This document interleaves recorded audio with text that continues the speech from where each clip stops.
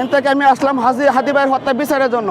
আমি বাংলাদেশ সরকারের কাছে জানতে চাই যে দেশপ্রেমিক মারা গেলে কেন বিচার হয় না, আর যারা দেশ বিরোধিতা করে ইন্ডিয়ার বিরুদ্ধে পক্ষে গান গায় তাদেরকে মারলে বিচার হয় কেন? আমরা কারকে মারলে বিচার করবেন আমরা বলেন? আমি তাকে মেরে ফেলবো, সে বাংলাদেশের বিরোধিতা করবে, আমি তাকে মেরে ফেলবো, তাকে বিচার হবে না? আর সে দেশপ্রেমিক, তাকে মেরে ফেলছে, কোন বিচার হয় না? কারণটা কি? সে বাংলাদেশের নাগরিক না? প্রশাসন কি করে? বাংলাদেশের কি কোনো মা বাপ নাই? তাদের দেশপ্রেমিক, তার দেশকে ভালোবাসবে, তাদেরকে মেরে ফেলতে হবে? এর কোন ধরনের আমরা দেশে বসবাস করি? এই দেশের প্রশাসন, এই দেশের সরকার, যেই হোক না কেন, তোমরা দেশকে আগে ভালোবাসো, দেশের মানুষকে ভালোবাসো।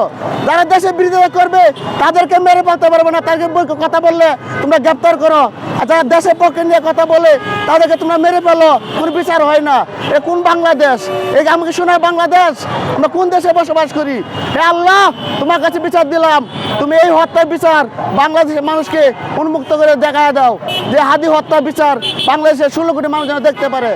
সবাইকে দোয়া রইল, সবাই বেশি বেশি করে। এবং সরকার প্রশাসন সবই ব্যর্থতা। তাদের দেশকে ভালোবাসে না, তারা ভালোবাসে রাজনীতি, টাকা পয়সা। তাদের দেশকে ভালোবাসতো তাহলে দেশপ্রেমিক হাদি ভাই ছিল, তার হত্যার বিচার 24 ঘন্টার মধ্যে করতে পারতো। আজকে অন্য একটা কুত্তাকে মেরে ফেলেন, তার দেশ বিরোধিতা করে 24 ঘন্টার মধ্যে বিচার করে ফেলবে। তার দেশপ্রেমিক, তাদের মারলে কোনো বিচার হয় না।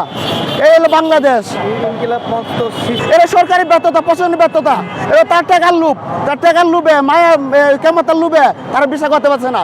আমরা সকলে জানি হাদিকে কে হত্যা করেছে। চাপ আছে, আমরা সকলে জানি, সকল মিডিয়া জানে হাদি হত্যা বিচার করে না। এই যে মিডিয়ার আছে বাংলাদেশে, কুত্তা বাচ্চা আমি বলে ওদের গালি দিব, এই ইন্ডিয়ার বিরোধিতা করে এরা। বাংলাদেশের তাকিয়া ইন্ডিয়ার গুণগান গায় বাংলাদেশের সাংবাদিক, কিন্তু এরা বাংলাদেশের গুণগান গায় না, এরা করে ইন্ডিয়ার বিরোধী পক্ষে গুণগান গায়। কেন? বাংলাদেশ থাকে এরা বাংলাদেশকে ভালোবাসা যায় না? ইন্ডিয়াকে লাত্তি মারা যায় না? ইন্ডিয়াকে লাত্তি মারি, বাংলাদেশকে বুকে টানি। সবাই মিলে ধন্যবাদ।